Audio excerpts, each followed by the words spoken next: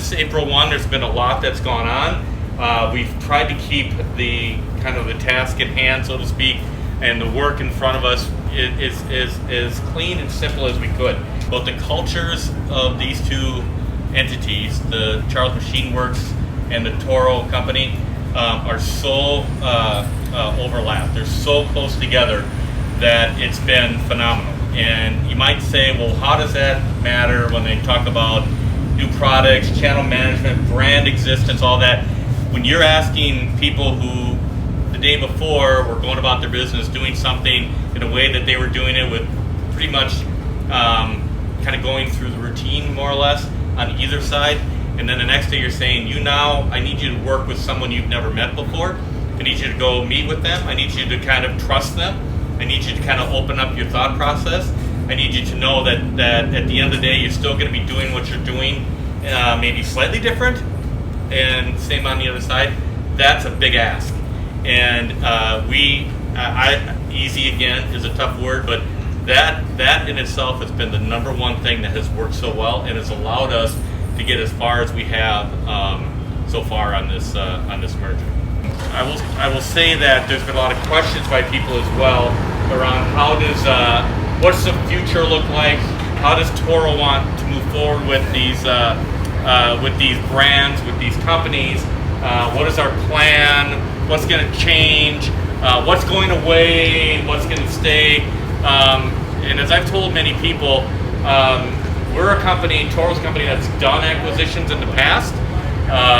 We don't do a lot of them, but we do enough. And our cadence on acquisitions and the amount that we'll do has been pretty regular. And by no means would I dare say we're experts, but I think we're pretty good at the homework up front and then the integration process.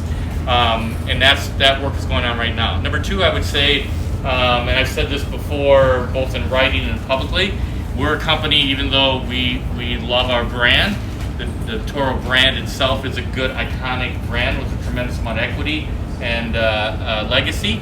But we're also a company that likes multiple brands. We've got some very strong brands in our portfolio today, and those are brands that we manage independently of our own brand. We invested tremendously into those brands, and we'll continue to do that with those existing brands in our portfolio, and we will do the same with the brands of Charles Machine Works. Yeah, okay, so the question was around the compact loader business, the SK line and the Dingo line. We couldn't be more thrilled with our position in the marketplace on those two product lines. I think from a Toro company perspective, we have, frankly, a lot of history in managing multiple brands in similar spaces. For example, for Toro, we've got the X-Marks product line, which is the leader in landscape contractor equipment. They're number one. The Toro brand is number two. Irrigation, we have the Toro branded irrigation for residential, commercial customers. We have Irritrol as a sister brand. And these are products that have some similarities but are different as well. They might appeal to different customer segments. And most importantly, they have different channels that will manage and support and take care of those brands.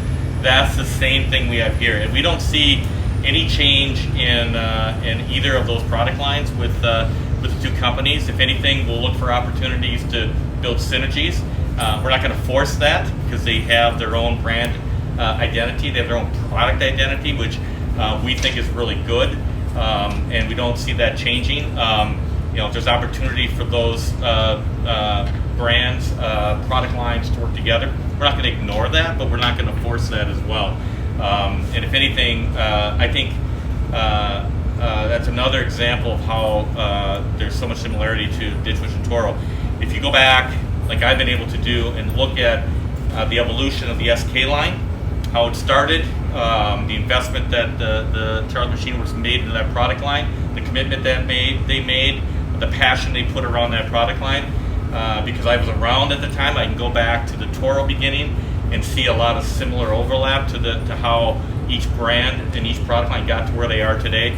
And so we don't want to change that. We don't want to mess with that. So they'll stay the way they are, and they'll continue to grow, and we'll continue to invest in both. August, that the decision was made for Toro brand to exit the riding trencher and the horizontal directional drill product categories. So that is in process right now. We'll probably be totally out of those categories from a Toro brand perspective by the end of the calendar year. There's no plans at this point to move forward with any investment in Toro for those product lines. I've had a couple questions in the past about why we made that decision and what we're thinking. I don't think you can put the horizontal directional drill category in the same position as a compact loader market. They're vastly different markets with, frankly, a whole different, some similar, but a lot different set of customers and channel reach, brand existence. There's a lot of factors that would say that those compact loaders should stay the way I described. The drills are different. You're talking about a different type of product, a different, more narrow customer segment, different type of investment that's needed. So it seemed more of an opportunity, frankly, to dilute our efforts by trying to manage both brands in that category versus trying to put more emphasis, more investment behind the Ditch Witch brand, which is a decision we made and will continue to do. So the management of obviously the support and management of all our customers, management support of all of our channel partners, all the investment and equity we put into building brands, all of that will not change. So, in terms of, are we going to do things differently? Are we going to invest differently? Are we going to ask Ditch Witch to do things differently? Are we going to ask Radius or Hammerhead or Subsite or Trendcore or American Augers to do anything different than they're doing today? No, we're not. We're going to ask them to continue to do what they do. How they think and how they operate as separate brands, but as a collective set of brands, is very similar to how we think and manage our brands today. So we don't see any of that change. We have a lot of work in front of us from an integration standpoint, but all of that is without kind of slighting the people that are doing it. It's a lot of blocking and tackling. We don't foresee any significant big changes in our future.